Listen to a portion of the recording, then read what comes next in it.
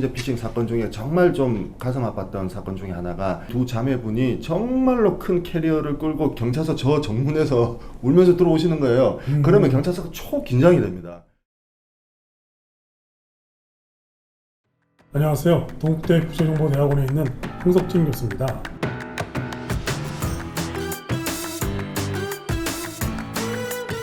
오늘 이 꼼짝마 TV를 찍게 되었는데요.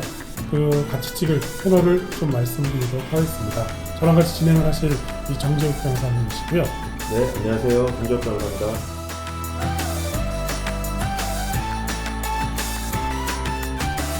오늘은 이 피싱 범죄의 심각성을 좀 알리기 위해서 피싱 범죄 전문가를 모시고 말씀을 드리도록 하겠습니다.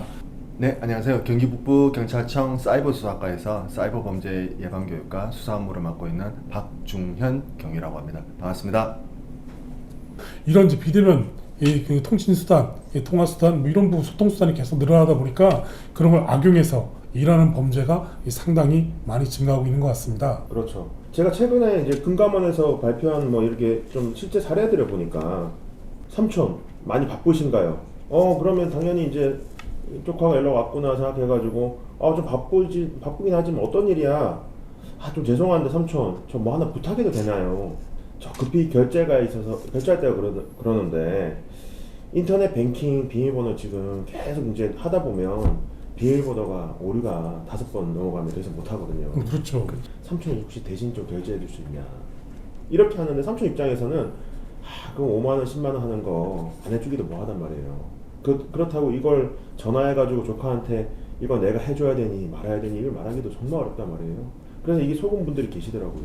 저도 한번 꼭 들어보고 싶었어요. 카카오톡 기록 몇 개 안 되는 이 메시지만으로도 혹시 범인을 잡을 수 있는 방법이 있을까? 실제로 잡으신 분이 계시다고 해가지고 제가 오늘 한번 게스트를 모셨는데 저도 정말 궁금해요. 이게 이메일 한 줄로 네. 어떻게 범인을 추적하고 잡을 수 있는지 네. 그 이야기를 한번 좀 듣고 싶어요. 네. 저도 이제 학자 입장에서는 계속 뭐 이렇게 피해를 예방해야 된다 이렇게 얘기하지만 정말 수사기관에서 어떻게 하고 계신지 네. 그런 부분이 상당히 궁금해서 네. 어렵게 오늘 또 이 자리에 모셨는데 말씀을 잠깐 해주시죠. 네, 또 이 기회를 주셔가지고 너무 감사하고요. 지금 제가 메신저 피싱에 대해서 조금 더 제가 좀 부연 설명을 드리자면은 지금 코로나 팬데믹이 2019년도에 이제 코로나19 상황으로 이제 들어서면서 아마 전국에서 직업 순위 중에서 가장 일거리가 많이 늘었던 부서라고 하면은 저희가 사이버 범죄 수사라고 할 정도로 지금 통계가 거의 200% 이상 늘었고요.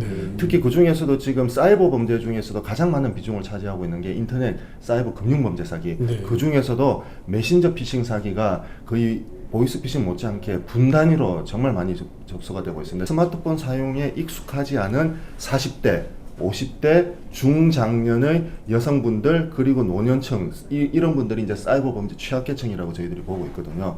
특히 피해를 많이 당하고 있습니다. 그리고 제가 그때 접수를 했던 메신저 피싱 사건 중에 정말 좀 가슴 아팠던 사건 중에 하나가 할아버님이셨어요.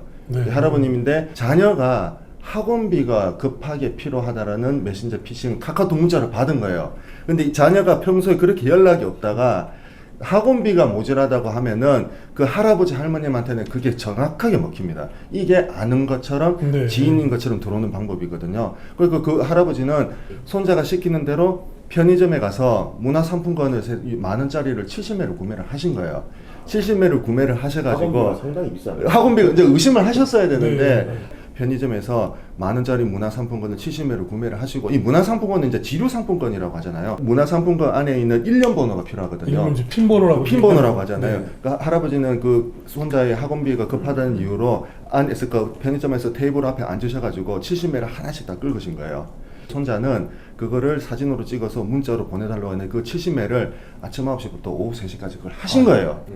전화 한 통 절대 할 수가 없습니다. 손자라는 걸 믿었기 때문에. 그렇겠죠. 그리고 나서 학원비를 다 보내주고 나서 이제 전화를 한 거예요. 잘 받았냐고. 전혀 그런 일은 없는 거죠, 손자는. 그렇죠. 들고 오셨는데 저희들이 너무 죄송한 거예요. 진짜 이걸 어떻게 해야 되는지. 왜냐하면 문화상품권이라는 거는 지류상품권이고 핀번호로 넘어가는 순간 그 그런 피싱 범죄자들은 구글 플레이 스토어나 아이템으로 구매를 해버리고 아이템에다가 바로 재판매를 해버려서 세탁을 해버리기 때문에 네.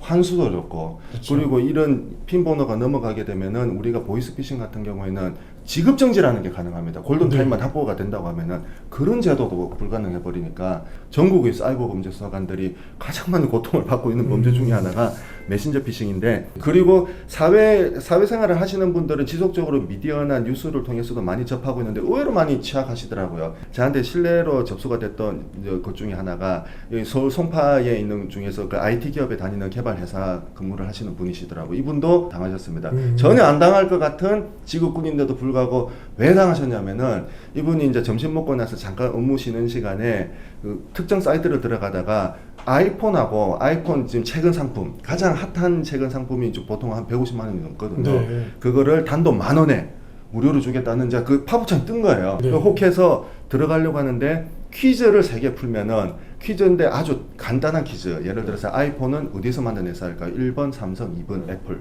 아주 이런 식으로 네. 이런 식으로 해서 팝업창을 띄워가지고 문제를 풀게끔 되어 있습니다. 네. 그렇게 되어 있고 나서 경품에 당첨되었으니 이거를 무료로 보내드리겠습니다. 단 해외에서 보내드리는 거라 택배비만 무료로 배송해 주시면 부담하시면 됩니다. 그러면 100만 원짜리가 넘는 아이폰을 받는 데 대해서 10,000원도 안 되는 택배비 받는 거는 별로 안 되거든요. 그렇죠. 그거 충분히 잘할 네. 수 있으니까. 그래서 필요한 게 당신의 신용카드 정보하고 핸드폰 번호하고 이메일 주소를 입력하시기 바랍니다. 입력 안 할 이유가 없습니다. 이미 동기화가 돼버렸기 때문에 그걸 받기 위해서는 입력을 합니다. 입력을 하고는 간혹 보면은 택배비 10,000원도 지불하지 않으시려고 신용카드를 가짜번호로 입력하시는 분들이 계시더라고요. 네. 근데 그러면은 이 범죄자들은 그것까지도 계산을 해놓습니다.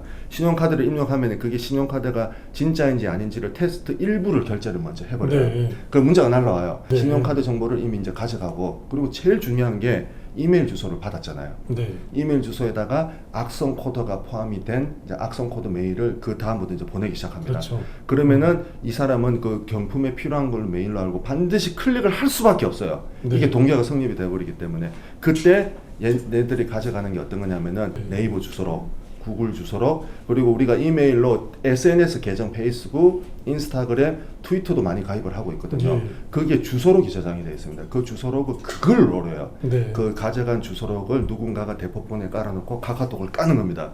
카카오톡을 깔아서 이제 메신저 피싱으로 그렇죠. 2차 공격으로 시작하는 게 이런 순환으로 되고 있는 게, 그래서 가장 중요한 게 이 개인정보를 활용을 해서 메신저 피싱, 사회공학적 공격 기법, 보이스 피싱에서 진화된 피싱 범죄들이 이제 늘어나고 있고요. 스피어 피싱과 같은 타겟 공격형 사이버 범죄는 분명히 앞으로 많이 증가할 거라고. 코로나 종식 여부와는 상관없이 오히려 코로나가 불을 붙인 것 같습니다. 네. 아는 사람인 척, 아는 지인인 척, 인과관계가 있는 것 척. 네. 그거를 이제 우리는 법률 용어로 이제 사회공학적 기법이라고 하는데 아는 것처럼 들어오는 거예요.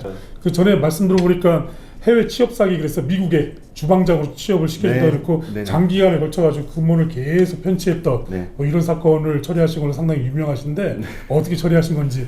이 사건은 저희 이제 관내에서 거주를 했던 이제 두 자매분이 미국 유타주 솔트레이크 시티에 근무를 한다는 하나의 취업 광고를 보고 취업 지원서를 내셨다가 해외 취업이 되려면은 비자가 갱신하고 이제 비자 처리 문제가 굉장히 어렵고 비용이 많이 들기 때문에 이 문제를 빌미로 전문적으로 처리를 해주는 변호사가 있다라고 속여서 접근을 한 거죠. 취업이 될 것처럼 해서. 그렇게 돼서 약 6개월 넘는 기간 동안 1억이 넘는 돈을 가로챈 해외 취업 사기 사건입니다.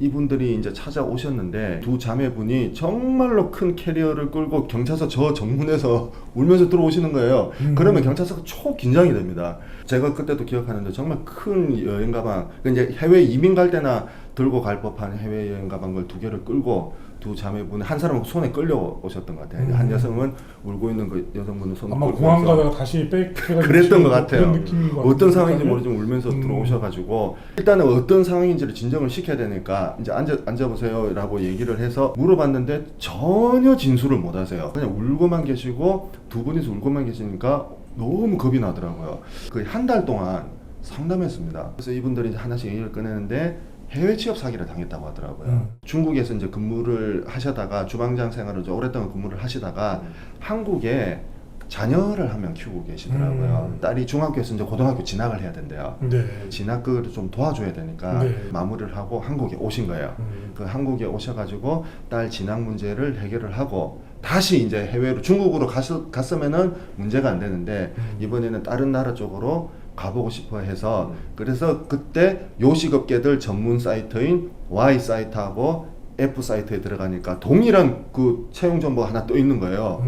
미국, 유타주, 솔트레이크 시티, 연봉 1억, 그리고 일시급 요리사, 숙식 제공, 보험 제공 모든 걸 해결해 주겠다는 그 조건이 가장 믿을 만한 Y 사이트하고 F 사이트 이 요식업계에서는 이 브랜드 네임이 굉장히 유명하더라고요. 네. 그 채용 매니저라는 분이 올려놓은 그 사이트 이메일 주소로 채용 지원서를 낸 거예요.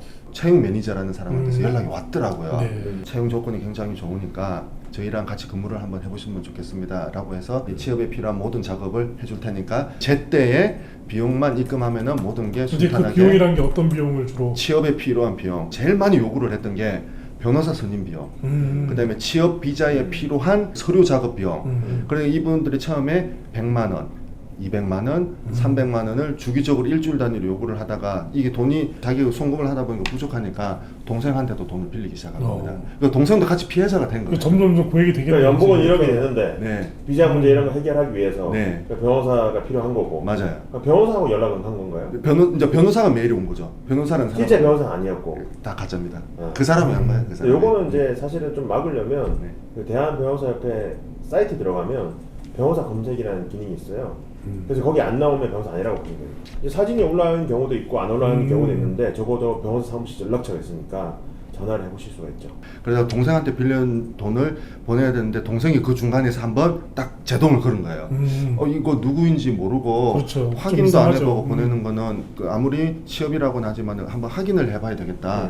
그런데 그 사람들에 대한 모든 정보는 미국에 있는데 그게 검색이 될 리가 없죠. 그렇죠. 티격태격 하는 동안 돈을 보내야 되는 제 날짜에 보내야 되는 게 약간 좀 딜레이가 돼버린 거예요. 네. 송금이 좀 늦어졌는데 그쪽에서 메일이 온 겁니다.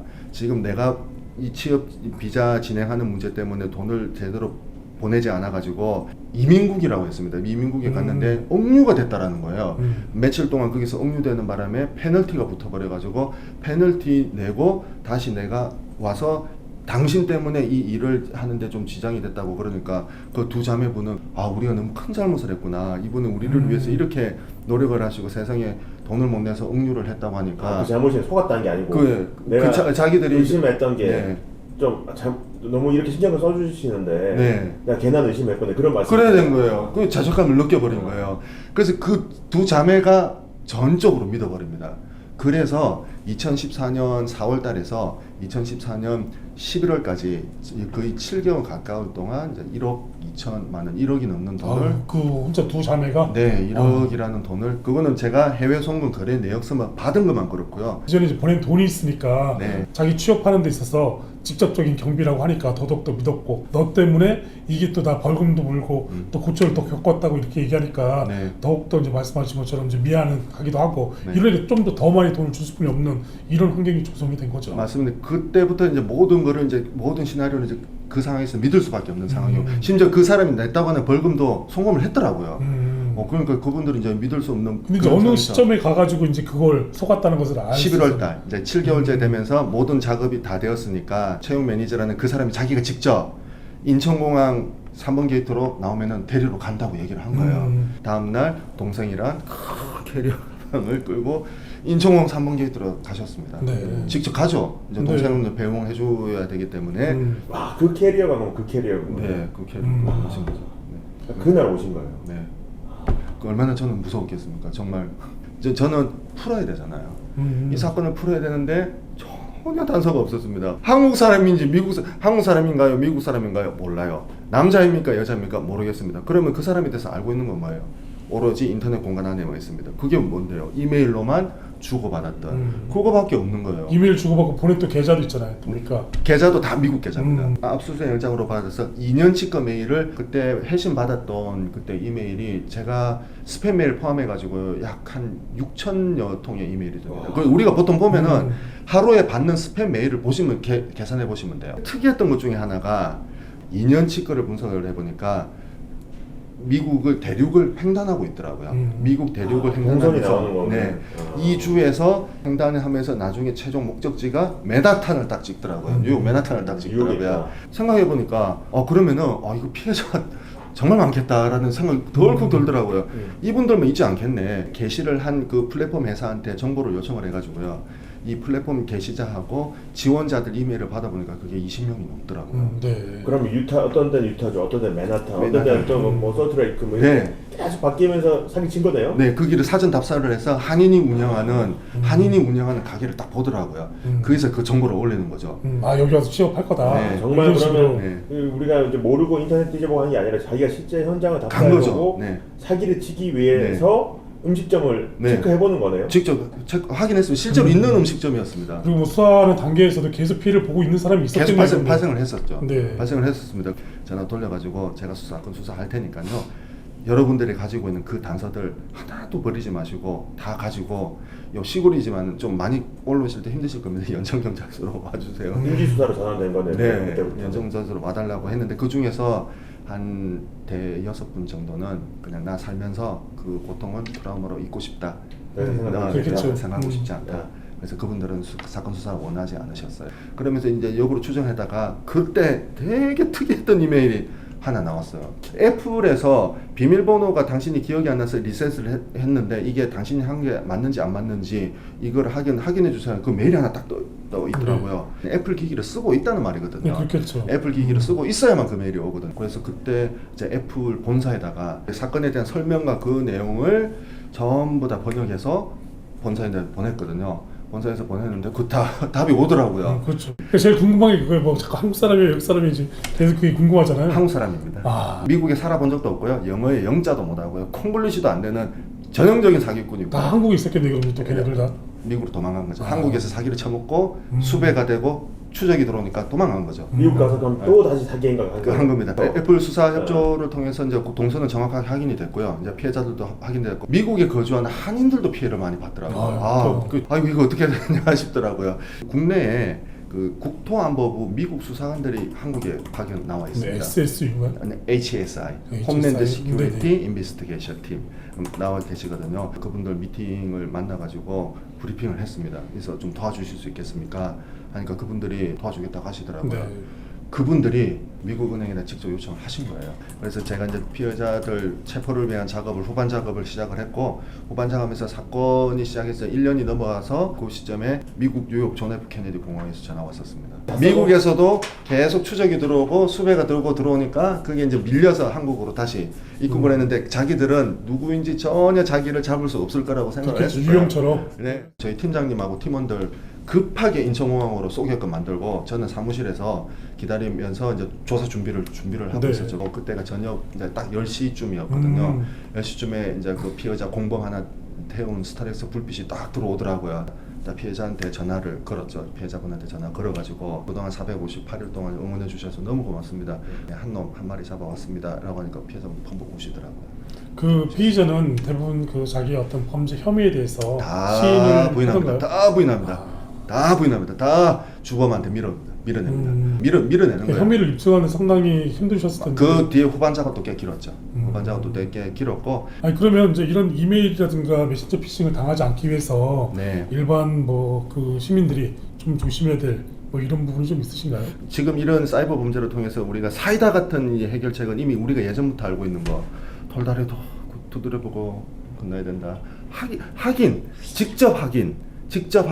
그게 그렇게 어렵지 않은 거거든요. 직접 꼭 확인을 해봐라. 그때 할아버지가 손자의 학원비를 그 문화상품권 10,000원짜리 70만 원을 긁으셨을 때 전화 한 통만 하셨어도 근데 이제 이메일을 누르지 않는 방법도 있다고 그러던데. 있습니다. 그 열어본다는 게 첨부 파일을 대부분 G 파일로 압축으로 묶여져 있는 게 이제 악성 코드들이 그 특징이 그거든요. 거기 안에 정상 파일하고 악성 코드가 섞여 있는 게 있거든요. 바이러스 토탈이라는 그 사이트가 있습니다. 이미 그 무료고요. 회원가입도 필요 없고요. 그 바이러스 토탈이라는 그 사이트에 그 첨부 파일을 끌어담아 놓으면은 그 파일을 정확하게 분석을 해줍니다. 거기 하나 더 붙여서 말씀드리면 최근에 이제 경찰 대학에 있는 그 치안정책 연구소에서 그 시티즌 코난이라는 앱을 하나 개발했어요. 이게 이제 보이스피싱에 이제 악용되는 어떤 악성 코드를 이제 탐지하는 이런 기술이 있는 그 어플리케이션이거든요. 어느 정도 다 잡아내고 그리고 또 삭제까지 가능하기 때문에 직접 휴대폰에 설치하시는 것도 좋은 방법이 될 것 같습니다. 피해자들이 원하는 거는 피해 회복. 네. 국가가 구제해줄 수 있는 방안은 없는 건지 그 요구에 정확 다 부응해 드릴 수 없는 건 또 사실이긴 한데. 네. 그런데 그런 피해 회복을 갖다 좀 더 받을 수 있는 방법이 있으면 골든 타임. 골든 타임을 절대 놓지 말아달라. 그 골든 타임 같은 경우는 피해 사실을 빨리 인지를 해야 되고 그 인지 시점이 본인이 혼자 절대 해결하고 하는 확인 최대한 당겨야 된다. 최대한 당겨야 된다. 이제 그것만은 꼭 좀 제가 피해를 두 가지로 피해를 당하면 지금까지 했던 대화 내용이라든가 이런 부분을 증거 확보, 예, 증거 확보 반드시 쉽게 필요하고 원본. 하고 절대 피해자들 잘못이 아니기 때문에 인자는 확보. 시점에 즉시 와서 네. 예, 조치를 해달라고. 지급정지 골든 타임은 반드시 확보를 하셔야 돼요. 근데 또 만나서 돈을 주는 것도 있고 뭐 이러니까. 그러니까요. 예. 그만큼 진화를 해요. 그리고 또 걔네들이. 이제 지급적인 해외에 있는 계좌도 안 될 거 아니에요. 국내 계좌만 되고. 오늘 우리 중요한 자리를 한번 마련하긴 했는데요. 사이버 범죄 심각성, 특히 이제 피싱 범죄 심각성에 대해서 현장에 계신 이수아님 모시고 좋은 말씀을 많이 들었습니다. 기회가 된다면 다음 시간에 좀 더 진지한 얘기를 다시 한번 해보는 것도 하도록 하겠습니다. 감사합니다.